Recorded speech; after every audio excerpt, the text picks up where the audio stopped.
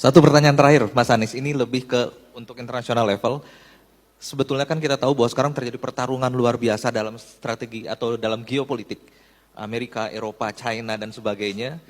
Nah, menurut Mas Anies sendiri, posisi Indonesia dalam pertarungan geopolitik seperti itu, sebaiknya di mana dan apa yang akan dibangun Mas Anies kalau kemudian menjadi pimpinan Indonesia 2024? Ini negara besar, ini bangsa besar.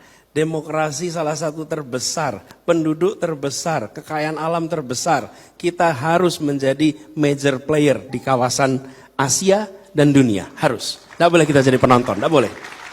Jadi mindset kita itu bukan menjadi penonton, mindset kita itu menjadi pelaku yang mewarnai. Dan kita punya potensi untuk bisa mewarnai. Indonesia itu rujukan dunia.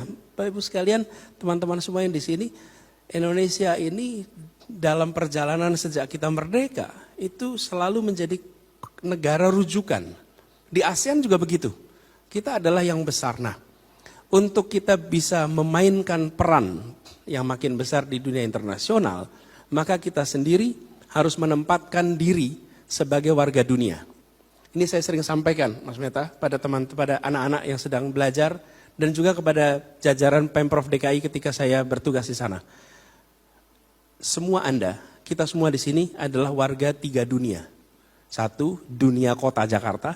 2, kita adalah warga nasional, warga Indonesia. Yang ketiga, warga global. Ini 3 ini. Kalau kita hanya berpikir kami adalah warga Jakarta, kami warga Indonesia, dan tidak memikirkan sebagai warga dunia, maka kita tidak terlibat urusan-urusan dunia. Jadi ada persoalan lingkungan hidup global, kita nggak peduli, karena kami hanya Indonesia.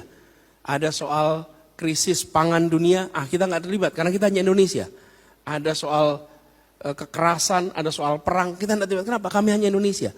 Nah, mindset ini harus dimiliki oleh kita. Dan menurut saya, leadership di Indonesia harus menempatkan dirinya sebagai pemimpin Indonesia dan pemimpin di level dunia, sebagai pemimpin, itu satu. Kemudian yang kedua, Indonesia di dalam kegiatan atau kiprah internasional perlu menggunakan nilai sebagai pegangan di dalam seluruh kegiatan diplomasi. Value based diplomacy. Kenapa value based diplomacy itu? Ibu sekalian, nilai itu akan membantu kita untuk mengkategorikan benar, salah, baik, buruk. Tapi kalau kita tidak memegang nilai, maka di dalam diplomasi internasional hampir semua kebijakannya arahnya transaksional. What's in it for me? Akan transaksional. Kalau transaksional, kita nanti tidak akan bisa, sulit sekali mengambil sikap. Saya beri contoh. Kalau ada sebuah negara A menyerang negara B, contoh nih. Lalu negara A itu teman kita, apa baiknya sikap kita?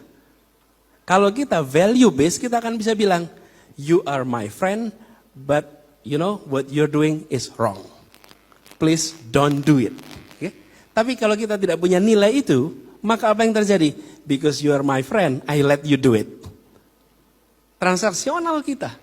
Nah, kita sudah saatnya menomorsatukan lagi itu, nilai itu. Sehingga kita berani bersikap.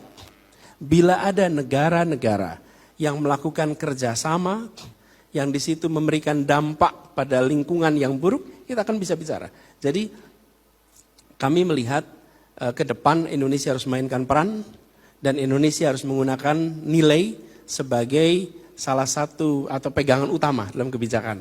Dan saya cerita sedikit Mas Meta kalau terkait ini. Kami di Jakarta mendorong kota Jakarta aktif di dalam forum global. Dan Jakarta kemudian diperhitungkan. Jadi kami hadir di forum-forum global DKI, bukan hanya saya, tim DKI, itu bukan untuk belajar, tapi Jakarta hadir memberikan pengalamannya sebagai pelajaran bagi kota-kota besar lainnya di dunia. Jadi di dunia itu ada namanya C40, Asosiasi Kota Besar Dunia, asalnya 40 kota, penduduknya di atas 5 juta. Nah, Jakarta ini kemudian menjadi leadership malah di situ. Jadi ketuanya adalah wali kota London, wakilnya gubernur Jakarta, dan gubernur Tokyo. Sehingga kita hadir bukan sebagai penonton, tapi kita hadir menjadi partisipan aktif dan mewarnai. Kami berharap Indonesia ke depan berada di gelanggang dunia, bukan sebagai penonton, tapi kita hadir sebagai yang mewarnai arah perkembangan global di masa depan. Luar biasa Pak Anies. Terima kasih atas jawaban-jawaban dan perspektif yang diberikan. Tentu masih banyak yang ingin saya tanyakan.